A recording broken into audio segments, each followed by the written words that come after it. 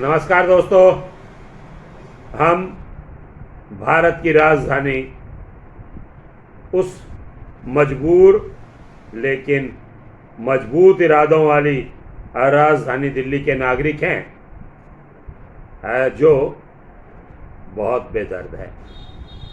भूल जाती है बहुत जल्दी कि उसके साथ क्या हुआ। आज कोरोना की मार में दिल्ली का हर नागरिक तड़प रहा है। ऑक्सीजन, ऑक्सीजन और ऑक्सीजन। वैक्सीन मांग रहा है जो नहीं है। दिल्ली के मुख्यमंत्री कहते हैं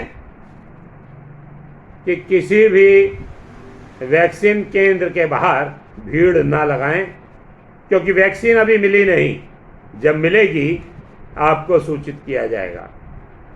कोर्ट कहता है, दिल्ली सरकार से पूछता है कि जब आपके पास ऑक्सीजन नहीं है तो आपने केंद्र से कहा कि मिलिट्री के हवाले कर दिया जाए।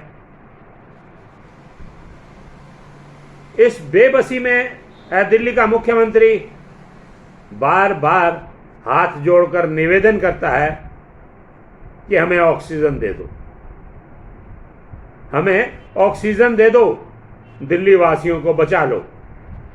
वहीं बहुत सीनियर डॉक्टर रवि मलिक कहते हैं, अगर यही हालात रहे तो वो दिन दूर नहीं जब आप सड़कों पर लाशें गिनेंगे। हमारे पास मैन पावर कम हो जाएगी।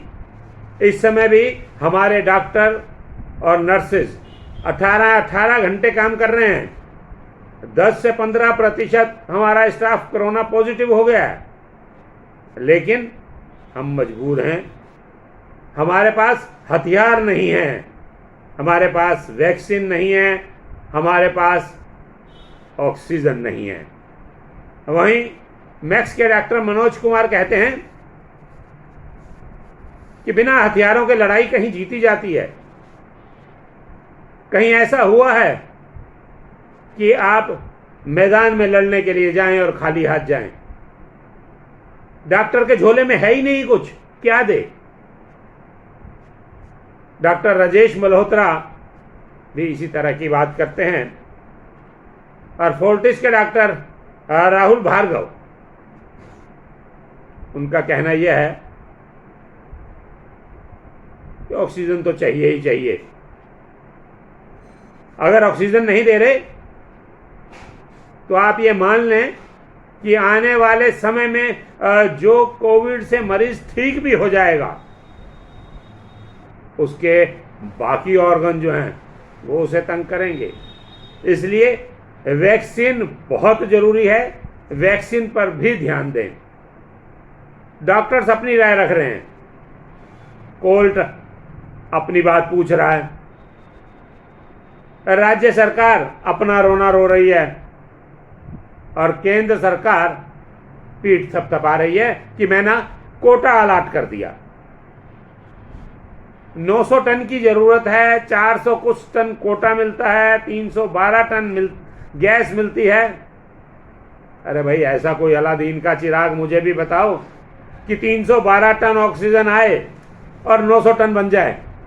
वैसे कहते हैं 100 में से 99 बेईमान, फिर भी मेरा देश महान।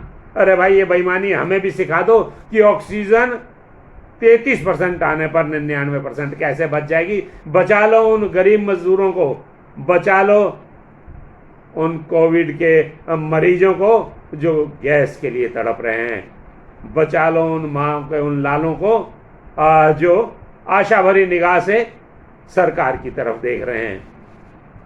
कोई सुनने वाला नहीं। एक कहावत है, अन्नी पीस रही है, अंधी पीस रही है और कुत्ते चाट रहे हैं। पता नहीं इसका अंजाम क्या होगा। एक और बहुत बढ़िया शेर मुझे याद आ गया, हर शाख पे उल्लू बैठा है, अंजामे गुलिस्तां क्या होगा। इस सारी बात के बाद मैं कहता हूं, एक बात दिल्ली के मुख्यमंत्री की मजबूरी भरी वो आवाज भी आप सुन लें कि मुख्यमंत्री क्या कह रहे हैं। ऑक्सीजन की बहुत ज़्यादा परेशानी हो रही है।